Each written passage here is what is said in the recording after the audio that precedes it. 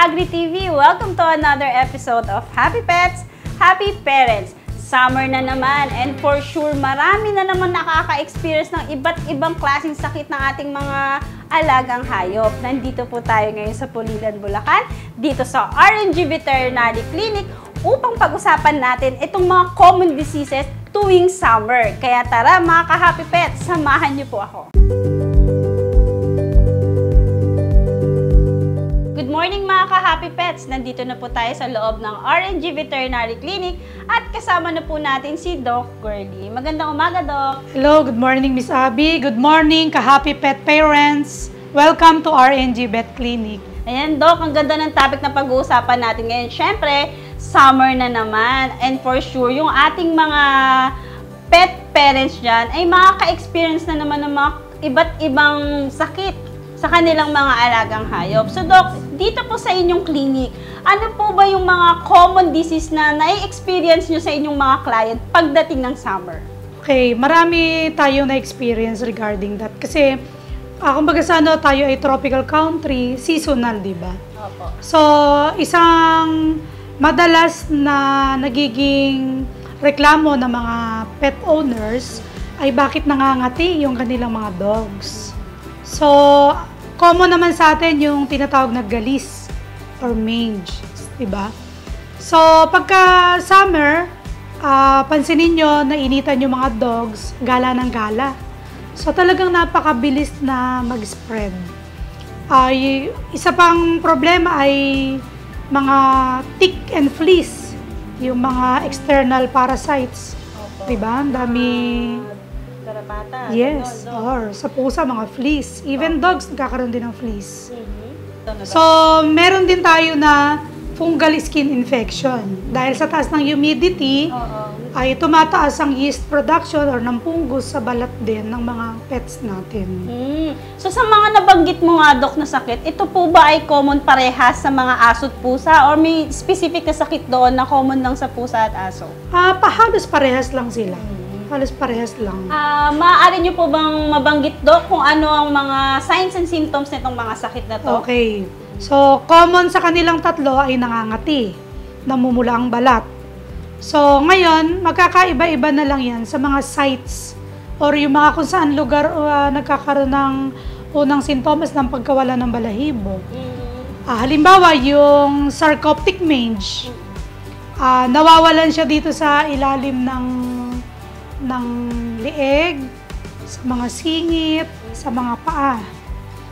So, kailangan ay masusi natin na ma-identify ano ang differences nila. So, yun naman demodectic mange ay isang uri din ng galis na most common na itatransfer ng nanay sa mga anak.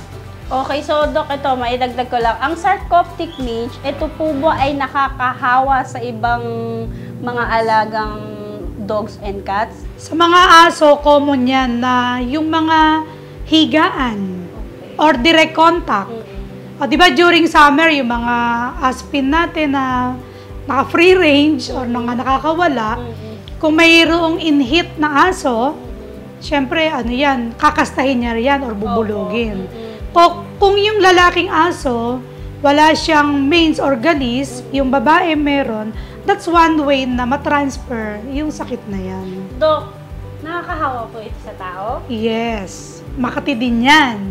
Pero hindi naman siya nagiging severe katulad ng sa dogs kasi yung patuloy na cycle ng production or reproduction ng galis ay hindi nagiging continuous compared sa mga dogs.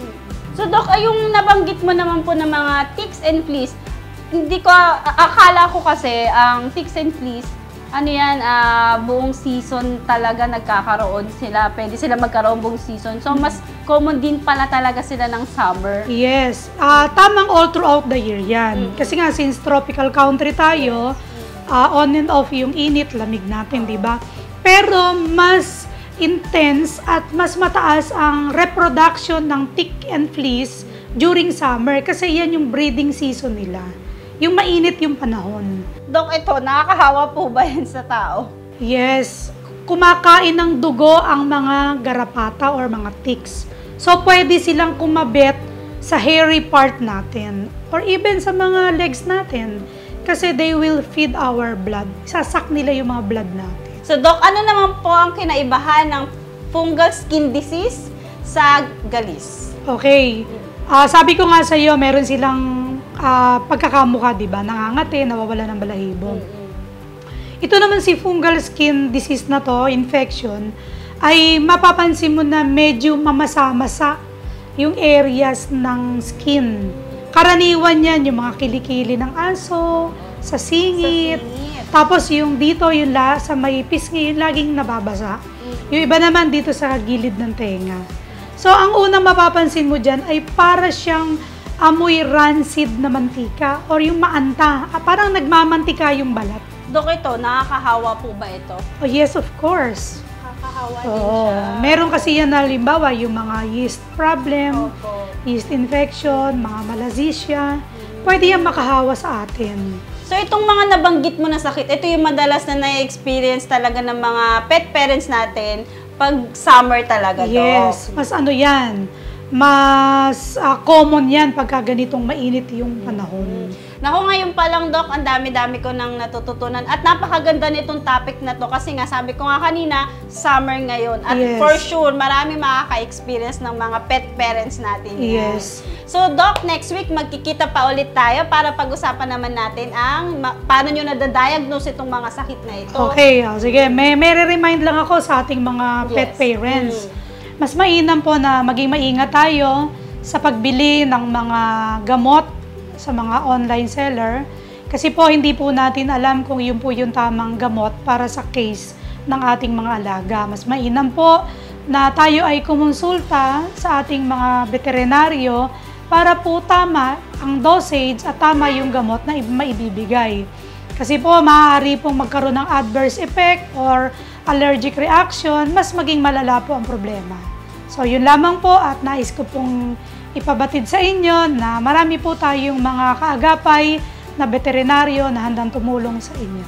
Sige, Doc. Thank you so much. Napakaganda ng reminder ni Doc. Next week, Doc, Sure. magkikita ulit tayo. Dito lang po yan sa Happy Pets, Happy Parents.